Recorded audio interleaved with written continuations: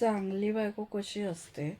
मला वाटतं चांगली बायको अशीच असते, जी प्रत्येक प्रॉब्लेममध्ये नवऱ्याच्या सोबत असते आणि ती नवऱ्याला हे समजवत असते, की "अरे येड्या, जर मी नसते ना आता तुझ्यासोबत, मी बोललेलं जर ऐकलं असतंस ना, तर या प्रॉब्लेममध्ये फसला नसतात."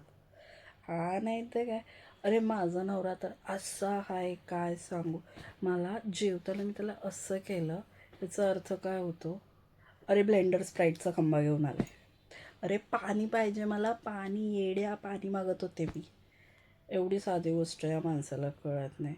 आणि असं नाही आहे की तो वाईट आहे. तो वाईट नाही आहे फक्त, त्याला बाकीच्या पण गोष्टी आहेत. जसं की तो एक नंबरचा पागल तर आहेच, पण बावळट पण आहे.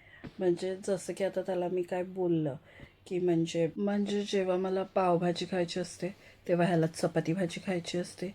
जेव्हा मी बोलते की आज जेवण करायला कंटाळा आलाय, काय करू, तेव्हा हा काय म्हणतो माहिती आहे का, अरे पिठलं आणि भाकरी कर पटकन.